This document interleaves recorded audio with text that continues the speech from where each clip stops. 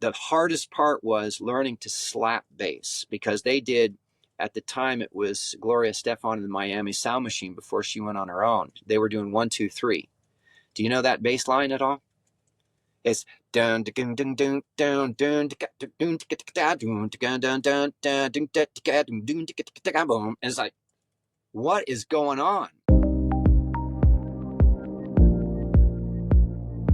Welcome back to the ZHZ Podcast. Today, we are thrilled to have a very special guest joining us. That's right. We're talking to Tom Sweeney, the mastermind behind Blackgrass, a genre-bending artist from San Antonio, Texas, who's been making waves with his incredible music and unforgettable performances. With over 114 songs across 11 genres and a brand new release, Livin' Man, Tom is here to share his journey, his creative process, and what's next for Blackgrass.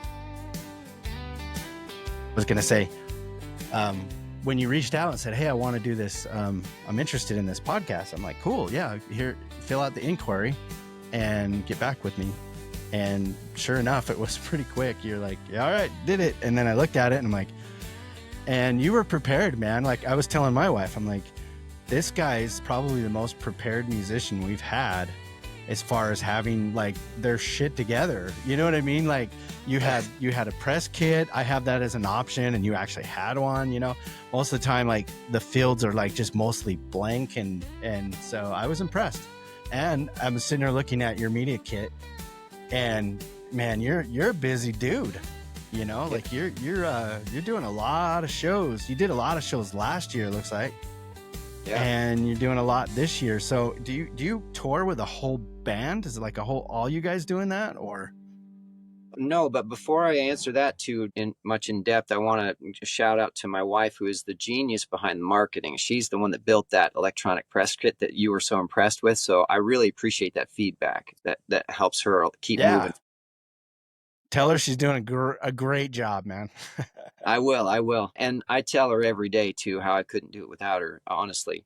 We actually have been on the road since June of last year, and then around August, and that started in an SUV. So if you can imagine, you know, me and my wife and a cat driving. So we're not a band, it's just me driving around in an SUV full of gear, food, luggage, and a cat and kitty litter and, you know, stuff, going in and out of hotels and trying to play shows. So that basically lasted until about August of last year. We couldn't see stopping, because if it's market research those first 2 months, or, you know, if the research said that, yes, we had a viable product and we knew what our price point was, especially since my shows are all originals. I don't do any covers at all. So it's kind of a big risk to just pick up and pack up and go out on the road. Right. But then we bought a camper to reduce expenses, because hotels and food were the biggest expense, way more than what rent would have been at a nice apartment in San Antonio, Texas, if we'd wanted to. So we bought this camper outright and been driving around in it since August of last year. Wow. I was going to say, it looks like you're in a camper. So right there, home sweet home, it looks like. So where are you right now? A Love's truck stop in Tennessee. So today, just this morning, we changed the oil and I put on that new height adjustment valve. So that was my morning in a Love's. So on a podcast that likes to talk about the DIY musician, you're a whole nother level of DIY musician. Yeah, you are the DIY and you have your wife there kind of helping running behind the scenes, it sounds like. So Yeah, she is a big, huge part of it. In fact, she was the one holding the funnel while I was pouring the oil in this big, huge diesel Cummins engine, you know. Listen, does it have an Onan in it too? Like an Onan generator? I don't know what that is. A what? Oh, it's a generator. Oh, yes, in the front. Yeah. Okay. Yeah, but propane. Yeah.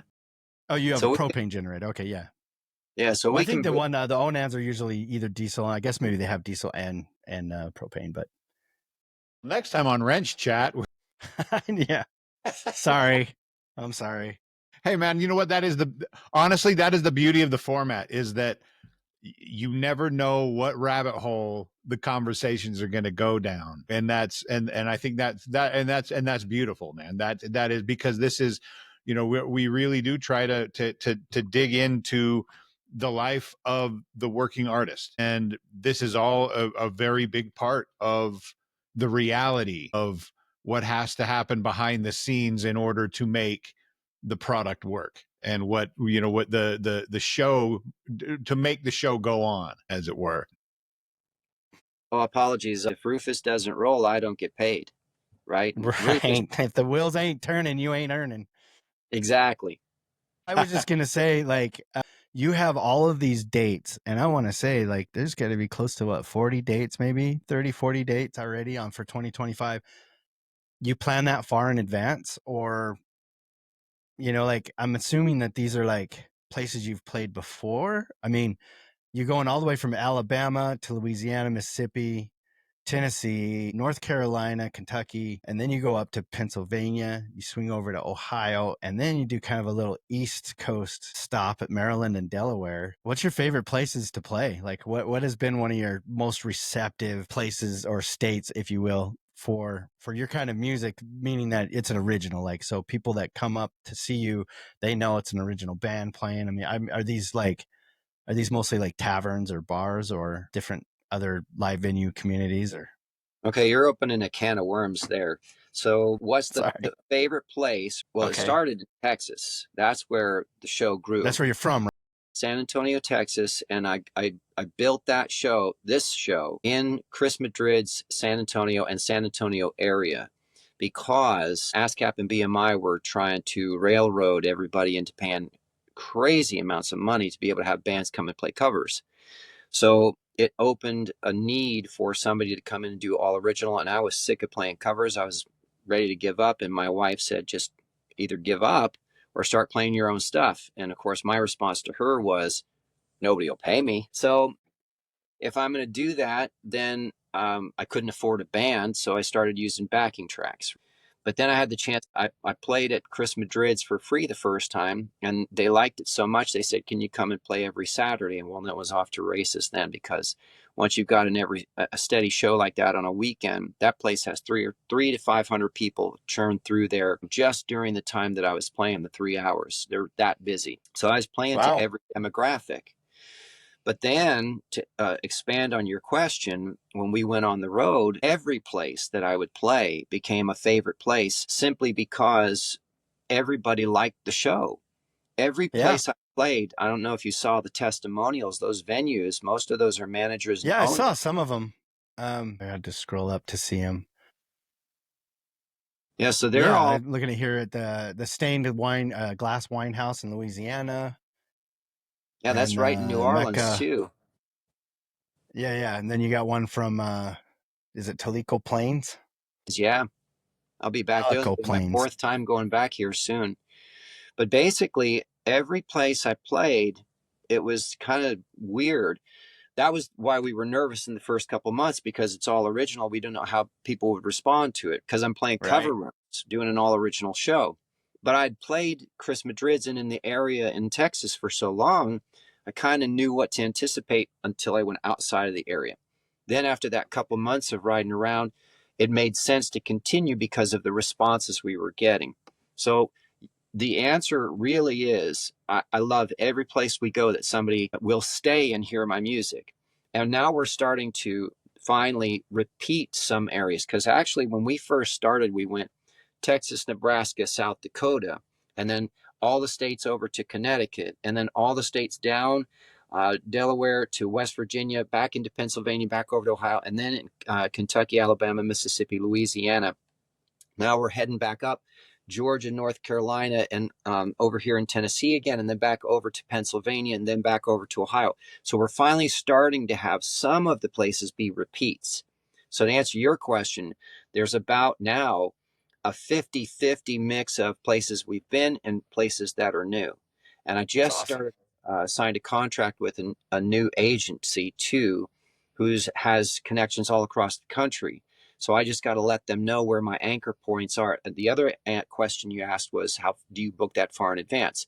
I'll book as far in advance as I need to. I'd like to have the whole year booked way before, and I'd like it to be about 200 to 250 shows a year or more, depending on where we're going and what kind of exposure it gives me. So that's the other question. that I heard, or that I remember anyway. So these shows are built around smaller cover venues that a solo would go into, but I'm playing as by myself as with backing tracks. So I'm using, it's a full band sound, and I mix everything in stereo. So I do all the production. I play the bass, I get the drums, I do the vocals and backing vocals and keyboards and other rhythm guitar parts. So everything you're hearing is me. So when people hear it, they're also hearing it in stereo. So it's hard for them to grasp exactly what they're seeing until they see me playing and then singing and talking to them during songs and between songs. Now, see, one of the things in your format you mentioned, you talk about past and present and future. So you should know that I went on the road as a bass player for a Vegas style show band, the Terry Moretti show band out of Las Vegas. They ended up becoming the house band for the four Caesar resorts that were up in the Poconos. So my first experience on the road was basically like being in military boot camp. Everything was timed to the second. Everything was very disciplined. I mean, he ran a really tight ship, and I learned how to back comedians, and I learned how to back, other artists and other singers, and to put on a show, to put on a real show, Vegas style show where you're in their face the entire time. So I've applied that to building my own show since nobody was in my way. I didn't have a drummer complaining about being on stage for 3 hours. I didn't have a guitar player who was busy drinking and looking at his girlfriend instead of focusing on the different styles that we're doing and making his guitar sound like heavy metal for every song. So I could experiment in San Antonio and then take that experimentation and use it everywhere I went. And since I have, as Matt has discovered, a large volume of music with many different styles, I can go into any situation in any room and any size and put on the show that's necessary. I have a friend who's the guitar What player. do you use a certain app? Sorry to interrupt. Do you use a certain app to run your backing tracks, or do you just use a laptop and just kind of coordinate your set list depending on the area that you're in? So let's say you're in a country town, you're going to play more of your country style stuff than, let's say, your funk or hip hoppy stuff. I think it's a great idea because I'm picturing a cover band that's playing original stuff, because we're familiar with backing tracks as well. And we haven't, the band that Matt and I are in, our group, that's how we are going to operate as a live. We've been a studio project all year, but I've never tried stereo. Do you actually have a click track in your ears that you use, or you just play the same sound that they're hearing out there in the house? Okay, so the first answer is iMix Pro 64. iMix Pro is a software that works on mobile devices, that allows you to build set lists, and it now the new version, which I'm going to be getting, can actually control DMX 512, which is intelligent lighting, which I'm going to add to my show. Yep. It runs the audio tracks. It'll run images for you, JPEGs, PNGs. It'll run videos for you too. So you can schedule everything in your set list. So I can build a list according to the show that I need to play. For instance, when I was in Louisiana, I wrote 3 Cajun tunes specifically for Cajun Steamer. Wait, that's Alabama. That was in Alabama, but it was a specific. It doesn't matter. But the point was you're able to tailor those set lists each time. Do you do that each time, or is there like, usually when you're on the road, unless you get bored with something, or do you just kind of like, okay, I've got my core I'm gonna stick with, I might slip one or two that change, alternate these songs in and out? Well, the software holds 64 songs, and I play for 3 hours nonstop, and I get through about 40, depending on how many. And sometimes I'll go over. I'll go 3.5 or sometimes 4 hours if people are really going at it. Mm-hmm. So I have the ability to jump anywhere in the set list that I want, and I have them grouped in 2s or 3s and sometimes 4 songs all in a row, depending on the effect that I want. Right. So if it's a really specific show, then I'll rewrite a list and have it specifically for more country or more blues or more jazz or whatever. I have a question for you on that app though. If you like, let's say you're going down the list and you're like, oh, I think they'll like this song, and it's somewhere further down the list, and you play that song, does it automatically like deduct that from your set list? Meaning that it marks it as being played, so it's not going to play it again. It marks it as being played color-wise, but if you don't stop it, it'll go to it again. So you have to kind of keep track. Yeah, you have to keep track of that. Although the new one, it might not do that. The new one, you say there's a new update or a new version or? Yeah, there's a new iMix version, and it looks like it's just super powerful now. And it's only $89 or $79, something like that. And I was looking at Ableton advice from, professional touring shows. And that requires I'd have to get another laptop, and I'd have to pay the $500 or $600 for Ableton, and then I'd have the learning curve again too. It's a different kind of learning curve. What do you normally record your music on? GarageBand, Apple GarageBand. Oh, okay. So you have a Mac then. Yeah. Yeah. Well, even Ableton's different than GarageBand. It Yeah, I really used is. to use Pro Tools, and GarageBand grew so much that I just didn't need the Pro Tools anymore. I'm not digging in like some engineers. Well, you know what though? Like I have our guitarist, one of them. He produces an excellent sound when we pitch out tracks to him, and he does it on GarageBand. There's a lot of times, in fact, most of the time, that I don't use an amp. I don't use an amp on stage. Now, I would like to comment on the backing tracks thing. I was going to do an all original show acoustically. And it was my wife actually that said, you can't do that, because if you record it and they go to listen to the recording online, like you're telling them to go to Spotify or Apple or whatever, it's not going to sound like the same song. They're not going to know that's the song that you played.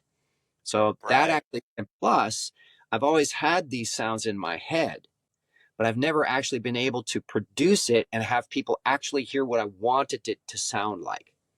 So that was a big part of using the tracks too. Now, using GarageBand is just incredibly easy. It became super stupid easy. And then you add on to it things like Melodyne, or you add on to other little pieces, plugins and things like that. The guitar stuff, when I'm playing live through a Helix that's going into two EV towers that sit behind me, unless it's a louder show, and then they're up right with me with the microphone. Right. Or if it's on a bigger stage like the Nick in Birmingham, I just send them a line from that system, and it's already pre-mixed for them, and I'm hearing what the mains are doing from on stage. Instead of it being a monitor mix and wondering if it sounds good out front, I know exactly what it sounds like. And the mic that I got is one of those old, the 50s style silver big thing, It's like a SM. I think. Is it made by Shure? I think Shure it's a Super 55, right? And it's got a blue label at the. That thing is incredible, because when you sing from different areas, it responds differently, and you can hear it in the mix. So when I'm mixing with the track or mixing with the backing vocals and then singing the lead and then mixing with the backing vocals, it all happens right there. That was another learning curve. But the cool thing about it is I know it sounds good out front. And then I see the videos that my wife does, and I get to critique myself. I get to really hear everything. It's like, okay, that needs to come up, or I need to change that guitar patch or whatever. But I don't miss not having an amp on stage, because it sounds so dang good in the EVs with the Helix. It's incredible. So you're not actually using in-ears then. You're just using the PAs that you hear behind. Is that what you're saying?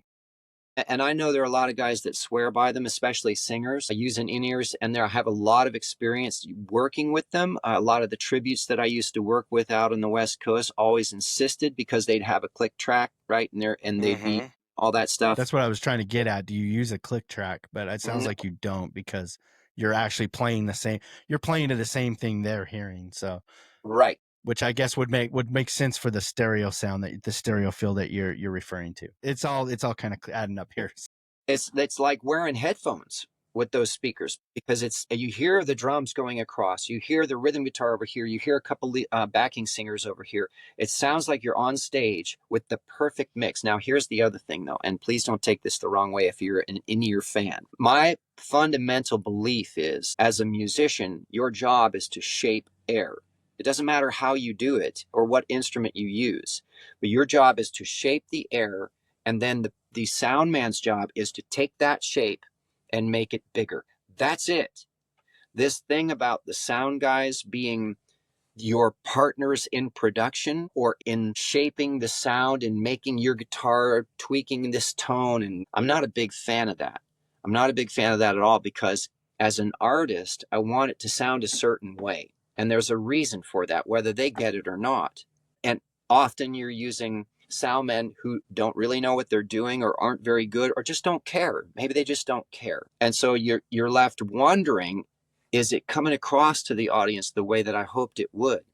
Well, there's no wondering with this, the way that I'm doing it now. I take all of that away from them. I make this shape. All you can do as a sound man is go like this with a volume knob. That's it. I was gonna say you're taking away the job.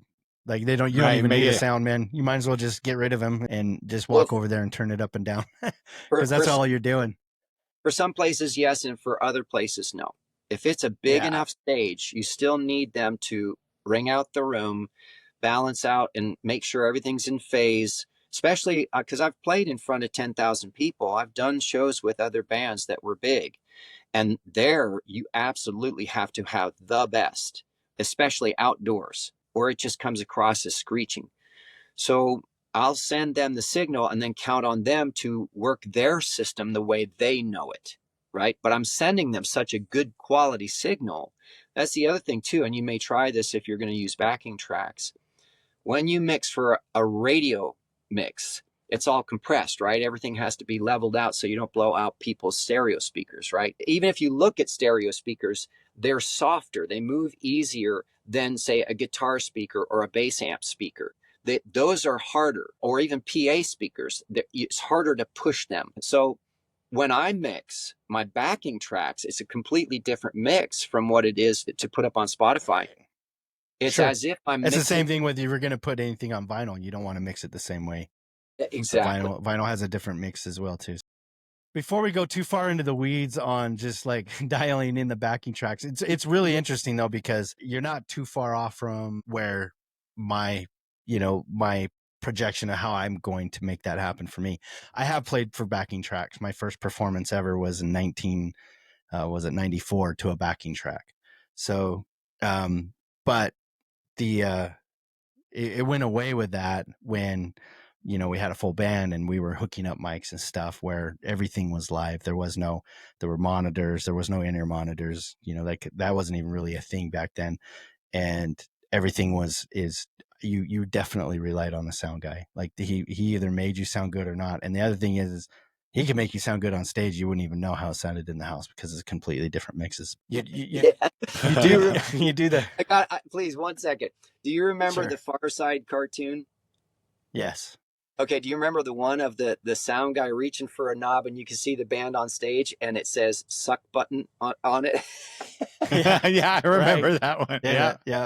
And that's the funny thing, man, is that it's like we've had shows where I swear to God, man, we sounded great. I thought this thing was fire all night long, and then have a couple of buddies in the crowd. God, you guys sounded like shit, man. Oh, thanks. I appreciate that. What happened, man? We couldn't even hear you, man. And finding our sound has always been very horn heavy, and so on top of that, finding a sound man at your local bar in northern Utah that has the foggiest idea about how to mix horns is Lord. It's tough. It is tough. And especially when it's like, well, you sing and play trumpet, right? Yeah. You just use the same mic. I'm like, do you know how loud a trumpet is, man? But you can't not mic it, or else it's got to be in the mix. Yeah, but, so you're kind of playing off to the side, because if you go too far back to where it sounds good on a mic through the trumpet, and then you got to sing into it too, all of a sudden you've got like 3 feet. So you got to it would jump always into be. I would always be. Mix me on the vocals on and this I'll work- mic, and then and then if the trumpet's coming out too loud, you just tell me to step back a little bit further. I'll play a little bit further off of it, and so that it's in the vicinity of the mic. But Tom, how long have you been doing this sort of format then? I mean, obviously it looks like you were full blown last year. When did you and your wife decide, you know what, let's just like pack it up. Let's like hit the road and live a life on the road as a solo musician? So we went on the road in June of last year. And that first 2 months was the SUV. And then in August, we got this camper and we've been going since. How long have I been doing the backing tracks for my originals? It was about 3 years in San Antonio with Chris Madrid's and places around the area. And I keep saying Chris Madriz because they were the foothold that allowed me to build the show. There are lots of places. Sure, we can give them a shout out if you want. You can give them a shout out for sure, man. Well, they were a huge part of it, and they're good friends too. You know, a shout out to Pedro, Carlos, and Mercedes there in San Antonio. I miss playing there because it was kind of like family. I would go in and they were so nice to us, and they were just really, really cool people, and they would let me do whatever I wanted. I don't know. Matt, did you hear the one song, Seeking Glory? Think so. You have 7 albums, so it was like I've listened. We tried to get through. I've been trying to listen to so much of it that I'm sure I did it at one point. No, I'll tell you, since you didn't hear it. Basically, it's a dance electronic house beat mix with a flat picking bluegrass style and gospel lyrics. But already, so it's just like this weird eclectic mix. You know, I was on this Billy Strings kick for a little while, and I wanted to get better at my flat picking, and so I decided to write something I could barely play. So that song came out, and they just let me do it. They're just like, wow, that sounds really good. We like that. And then I would go from that to something like Lift You Up, which is a hardcore jazz blues tune. And then I'd go to hardcore country or hardcore blues or classic rock or alternative. Did you hear Burnin' Rain yet? If you liked Blind Revolver, listen to Burnin' Rain. It sounds like Alice in Chains. Adam and I were talking earlier, as I was listening to one of the albums, it opens with a rendition of Witch Doctor that is so dark and foreboding and just menacing. And I made the comment is you get done listening to this tune and you kind of want to watch a Disney movie to kind of, oh man, but it's that powerful and it man, and then you go into this like Soundgarden, very, very Seattle grunge sound, and then we transition into a very hip hop rap tune, and it's like, oh man, it is just like pops from one to the next. So let's back things up to the beginning of what got you into music in the first place. Like what brought you into this world of creating music? Tell us how you came up with the name Blackgrass. I'm assuming that's how you pronounce it. That is right, yeah. My mom and dad brought me in the world, and they actually introduced me to music. My dad was an Irish tenor, and he paid his way through college singing at weddings. And my mom used to love to take us kids we lived in Athens, Ohio, Ohio University, and she would take us to concerts that the college would have. So I saw everything from the Japanese koto drummers to orchestras to Billy Idol. Like my first concert ever was at an auditorium at Ohio University watching Billy Idol. Heck yeah, great first concert. It was a lot of fun, and that was when he had just brought out a Moni Moni as his cover, and I knew Moni Moni from my mom and dad from Tommy James and the Shondells. So when I heard him sing, I didn't know that was a cover. I just learned that as of today. I was today years old when I just learned that. That's not all. In fact, Tommy James and the Shondells got covered by a lot of folks, including Debbie Gibson. And she did I Think We're Alone Now. They had a whole bunch of songs. Get their greatest hits. Tommy James, Crimson and Clover. I'll look into it. Remember that song, Crimson and Clover? Wasn't that Jimmy Eat World? Did that cover? Or they were citing it in one of their songs. Somebody covered Crimson and Clover too. That was another big song. That was in the early 80s. I could hear it in my head. But we're old now. It's hard to remember anything. Go and get their Tommy James and the Shondells original versions are way better than the covers. And I like the covers. I mean, that's cool, but they're way better.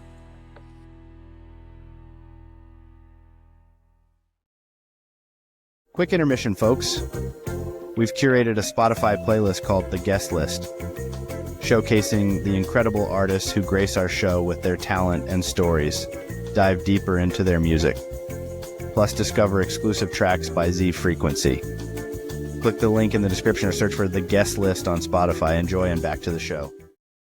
So you used to go to these shows, living in Ohio, and then you decided, hey, I'm going to pick up the guitar. That's my instrument. That's what I'm going to learn to play. Or no, what was your first instrument?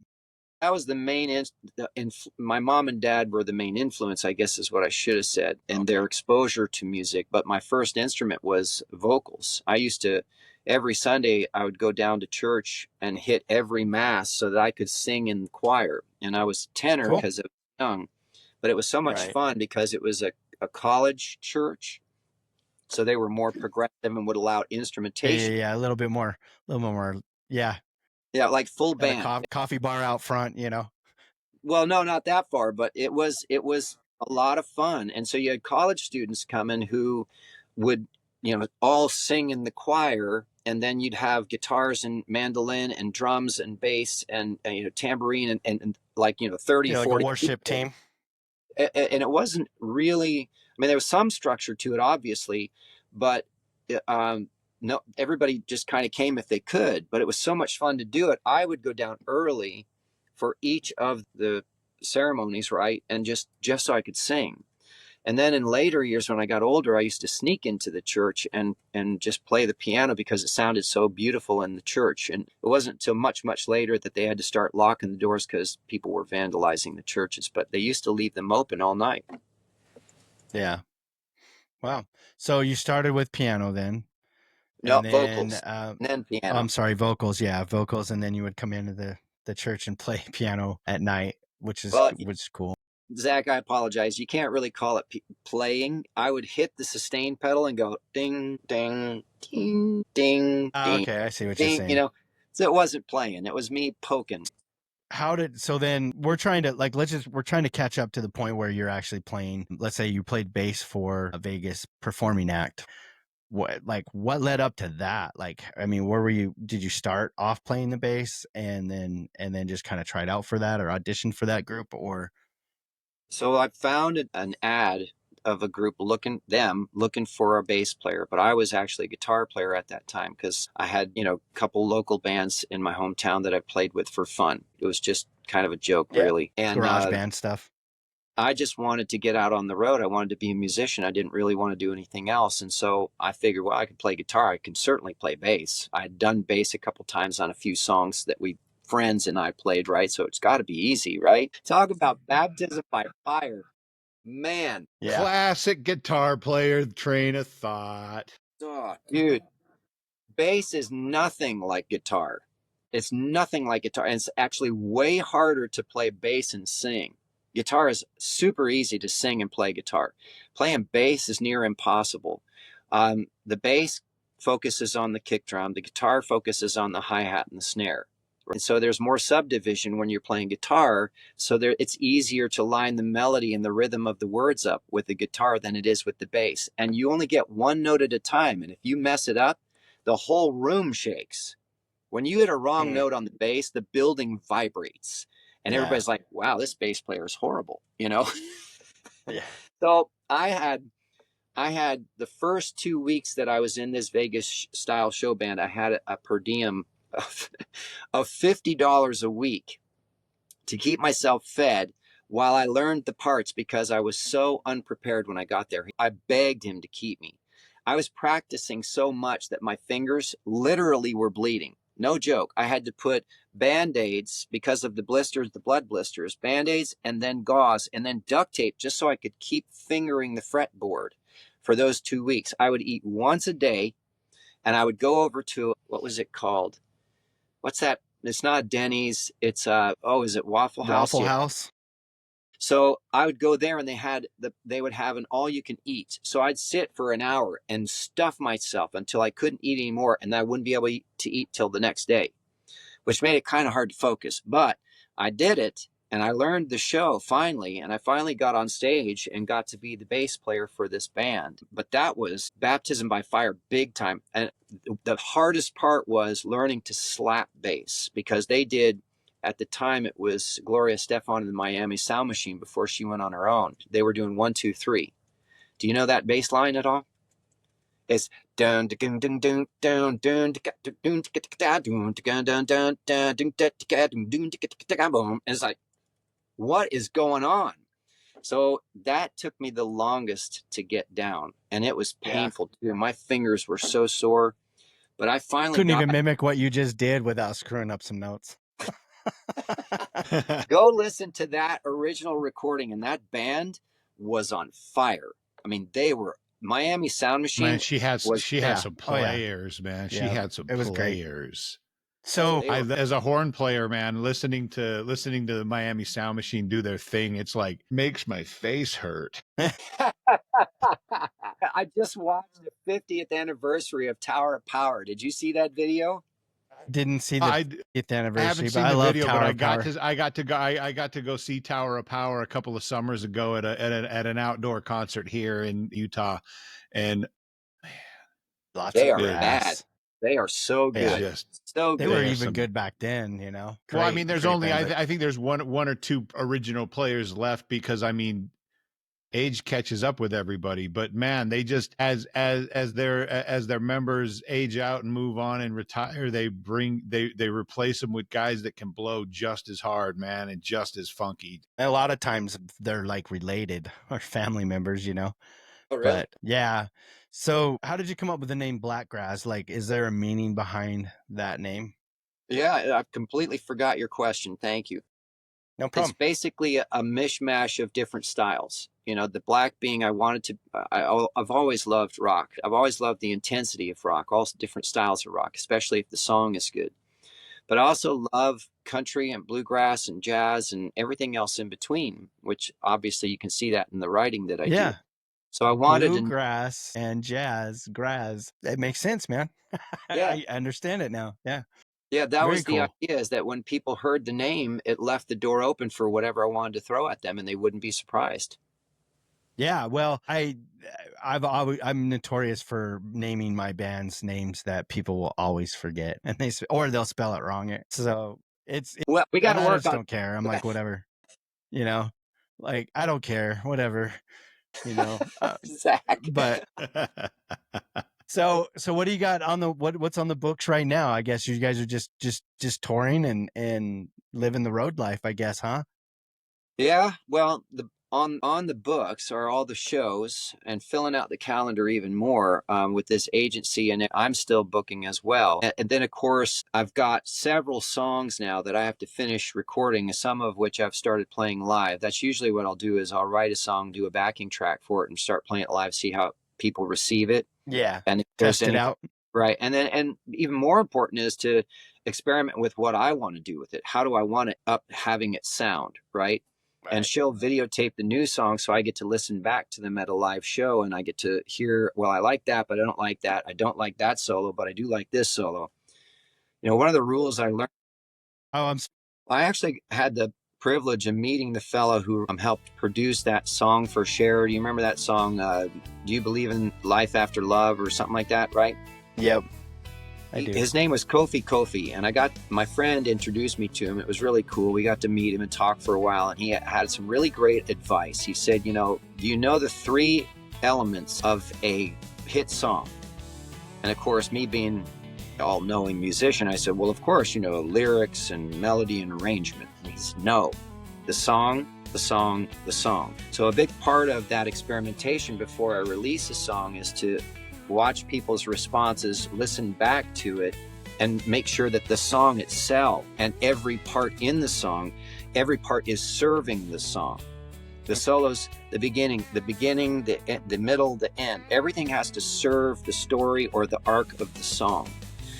And I think that's because of that, that's a big part of why I'm able to play 3 or 4 hours of originals, and people don't even realize that they're originals. Now, the other secret, of course, is that Blackgrass being an amalgamation of so many different styles, I can pull from all those years of playing Vegas style shows and cover shows and rock shows and blues shows and country and whatever else I've done as covers, and I can pull those hooks and all those cool arrangements that I watched crowds respond to. It's like knowing if you're going to play the electric slide, you're going to get some, people out on the dance floor doing the electric slide. It's just guaranteed. If you play Give Me Some Lovin', you're going to get somebody up dancing on it, right? So why wouldn't you write something that does that same thing and then have that as your song when you need it? You see what I mean? So I'm borrowing Yeah, no. all of my favorite artists and putting all of that stuff that I love, that I've watched audiences respond to, into my music, so that when I play, people are literally going, why does this sound familiar? But it's not the same. I was going to say, you're saying something that Matt and I had just discussed before you came on, which was Living Man. Reminded me of a artist, and I can't remember the name. I think it's Steely Dan. I can't remember. Steve Miller. I can't remember. Bob Seger. Bob Seger. There you go. See, he knew right away. So you must have been inspired with it, because the chord progression and everything is like, I was hearing it, but it was different, you know. So I get it now. That makes sense. So you're it's like a cover band of originals, you know, like exactly.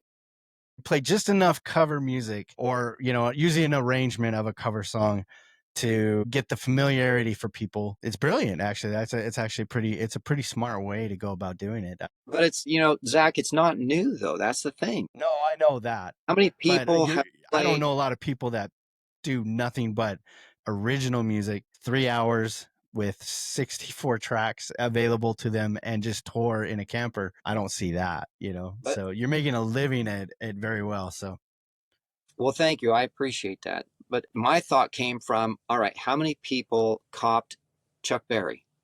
How many people copped Little Richard? I mean, to this day, how many people are using that 1-4-5 blues arrangement? How many people are using that shuffle feel? So really all I'm doing is borrowing from the musical side of things without it being the lyrical story as much. Oh, and then of course I'll change melody as well, just because you don't want to be exact cover. Yeah, exactly. But that's where you're taking your inspiration from. But what I'm saying is brilliant about what you're doing, Tom, is you're making it just similar enough that it triggers something inside somebody going, God, you know, that sounds familiar. Like, you know what I mean? And so it grabs their attention. The other thing I was going to interject was, have you guys considered, maybe like your wife or you, considered doing a YouTube channel where it's more of a vlog style of your journey? Because I think you have a great story to tell of not so much just the music. I mean, that could be, you know, like that's the underlying behind the scenes. That's the soundtrack of the story. Correct. But a lot of it would be like, there would be a huge audience, a huge interest, I think, in the day-to-day, right, working a musician living on the road. Yeah, changing the oil on your rig, or stuck at a truck stop with a flat tire. I mean, or just like living on the road, you know. So it's just something to consider. Well, I appreciate the offer, or the suggestion, I should say. But here's the thing, right? Blackgrass is really more about the music. At least I want it to be. That's my goal. I know that I have to do things like this and put myself out there a little bit more if I want it to grow more. But I don't want it to become a focus on me personally, for a whole bunch of different reasons, but mainly because it's really the music that I'm interested in folks getting attached to. You know, I want to make people feel good. I want to make them feel better. Come to a show and forget other things that might be bothering you and have a good time, and then go back and feel empowered that, you know, well, like this song, it started out rough and it ended up happy. You know, everything I write now, I try to come from that perspective, that okay, even if it's a tough or dark song like Witch Doctor, I almost regretted recording that song. And I'll tell you where it came from in a minute. But everything I write now, and I've told Matthias Ndeve is the rapper that I work with from South Africa. I told Angelo, who is the guitar player for Cold and University Drive. He's out of Arizona. These are my shout outs. And I've also told Samir Prentice from Scotland, who I've recorded with her, my friend Dave Pendergraft from San Antonio, and of course, Rob Aldrich from Kentucky. I told all of them the same thing. Any song that I'm going to work on with you has to have a positive spin. There's way too much negative in the world, and it has to have a positive spin.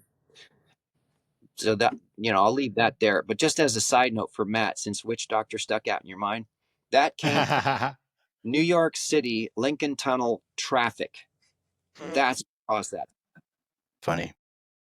But that's a rarity though. But it's also an anomaly in what you do, because it is. I mean, it's not a direct cover, but it is an existing song. It's not the version that you saw on the Muppet Show by any stretch of the imagination. And I it's would like, hope not. but because it's like we all know the ooh ee ooh ah ah ting tang walla walla bing bang, and it's Right. like, but it's like you've never heard it, and man, and it's like that is, that is honestly, it's kind of refreshing that you could tap into all of these other mediums of publicity or of creating and everything, and you choose to focus on making it about the music and the experience that people are having listening to the music. But I do think that if down the road, if you get tired and you're like, and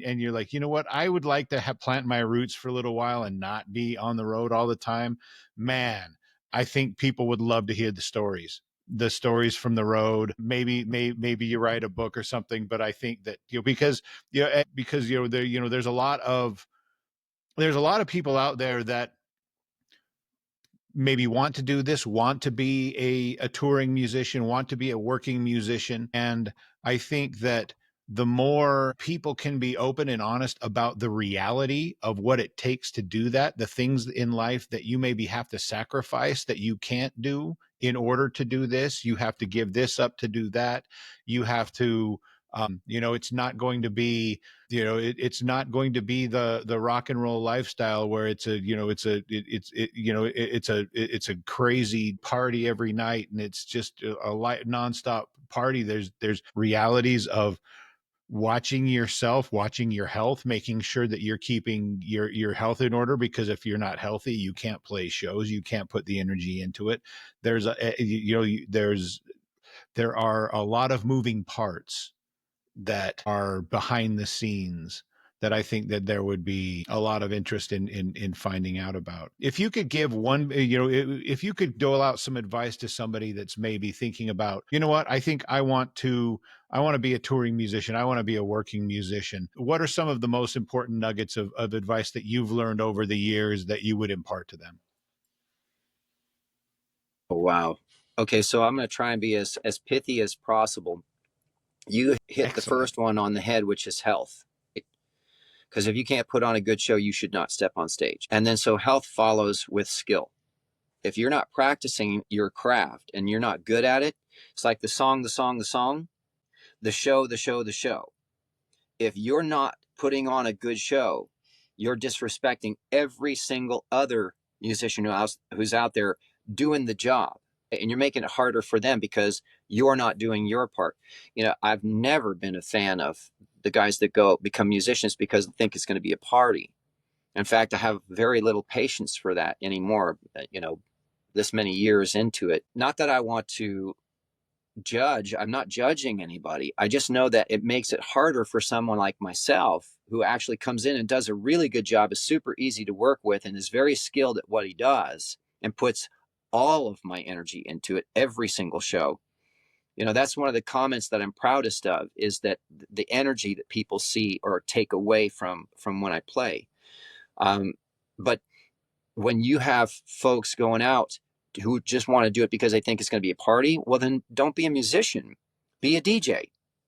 Because then you can put on a great show every night and you don't have to have any health at all. You just push a button and throw your microphone on, yell a little bit, and wave your hands around and let the light show do the rest.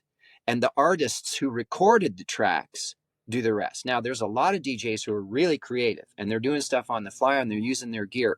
And that stuff is amazing. And I love that stuff. But if you're just there to party, then don't pretend to be something that you're not. So that would be the things that I would say as far as you want to make a living, your health, your skill, and then get organized, because nobody's going to believe in you. And so they're not going to get organized for you. And if they do, there probably is an agenda you should be a little bit leery of, because you know how agents can be, you know how venues can be. So there's everybody trying to take a cut. So if you're organized and you're professional about it, you can keep track of stuff and you can be more like a business. That doesn't mean it's not fun. I still have the best time every time I get to step on stage, which is another reason that my health is so important to me, because I figure, well, I only have a certain number of times that I'm going to be able to step on stage. I want each one to be a memory that I can keep. There you go. Well, and that kind of a high said. energy thing, it's high impact, man. It's you know, it takes a lot out of you. Because you're not, it's, and not just physically, because you're out there. It's physical, but it's spiritual and emotional too. Because when you're when you're really, in the pocket, and you're having, because there are some shows that just exceed all of your expectations in your connection with your audience and their connection with you. And you can feel it, man. It's an electricity in the air, because you're putting out this energy, and they're bringing it, and they're feeling it, and they're sending it right back to you. And it's this cyclical vibration that just keeps, and it just increases and increases and increases. And you get done with one of those, with one of those shows, and it's like, you can have expended the same amount of energy physically and be 10 times more exhausted. It's, there are parts of your body that get sore. Now, imagine, of course, as a vocalist, so I'm singing everything myself. So I'm doing 3 or 4 hours of singing, plus probably about an hour of warm up and a half hour warm down, plus phone calls during the day, because I'm booking myself until just recently, and I started working with this agency. Plus, every day I'm taking care of Rufus, or we're driving down the road, and everything with Rufus takes longer.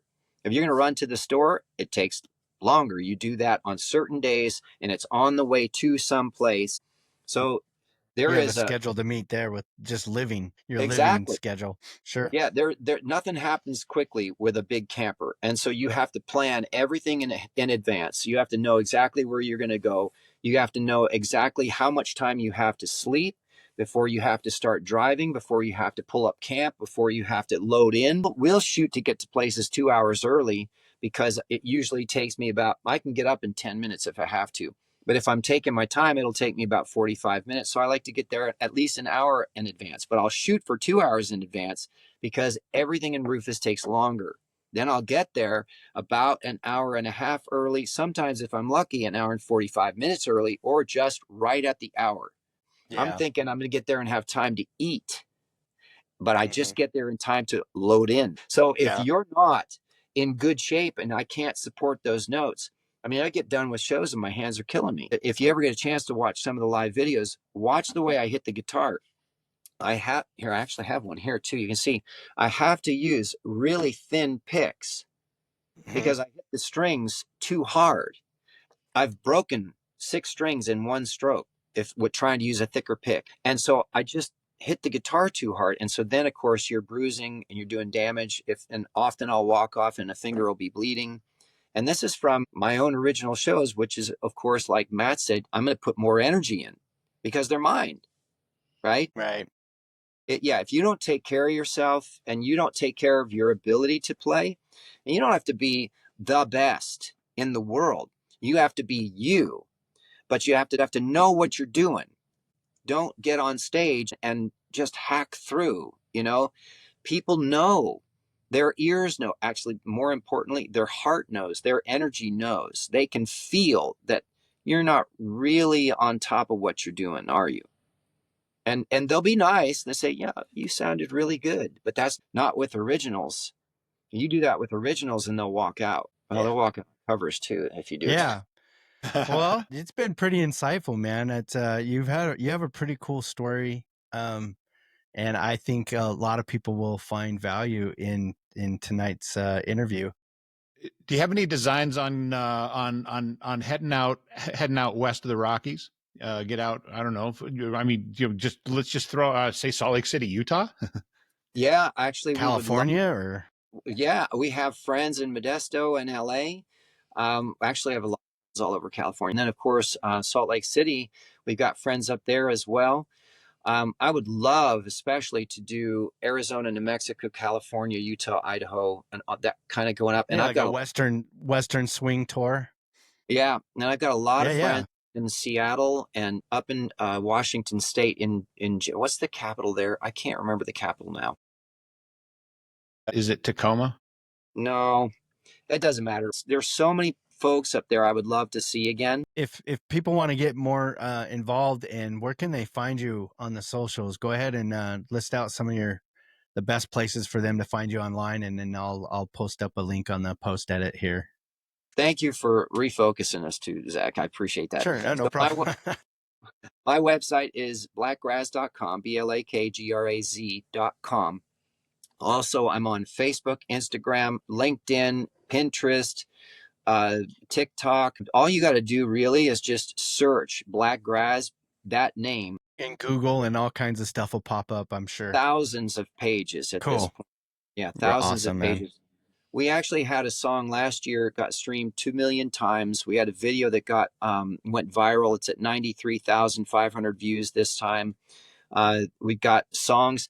Spotify just did a list. This is Blackgrass, and it's got 50 of my top songs. I've got 109 songs published in 11 different styles now, 10 online. The 11th is Zydeco. I just wrote 3 Zydeco songs for that Cajun show at Cajun Steamer in Alabama. That was a lot of fun. All right, man. Well, I think this is we're about at the hour mark, so I think we'll just go ahead and say goodbye.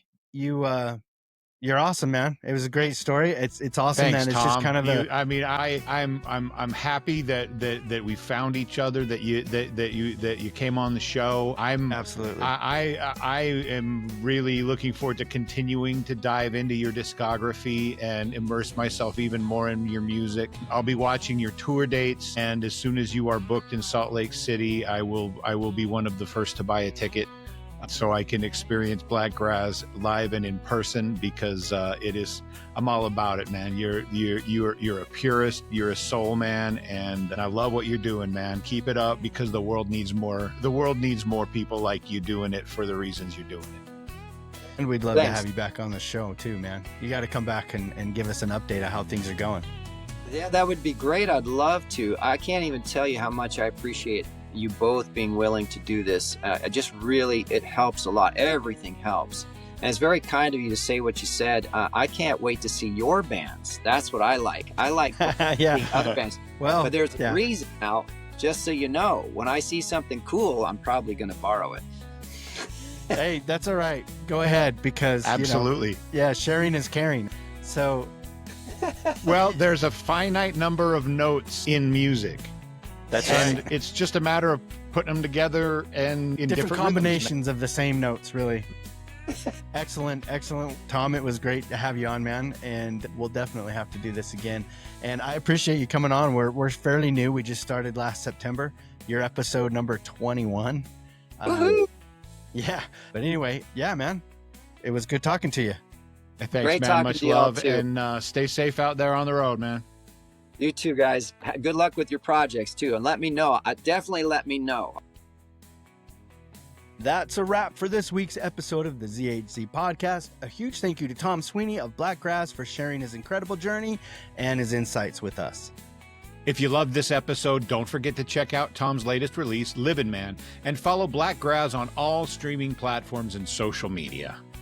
And make sure to subscribe to the ZHZ Podcast here on YouTube, and check out our last episode where we sat down with Use of Man. Thanks for listening, and we'll see you next time. Catch you on the flip side.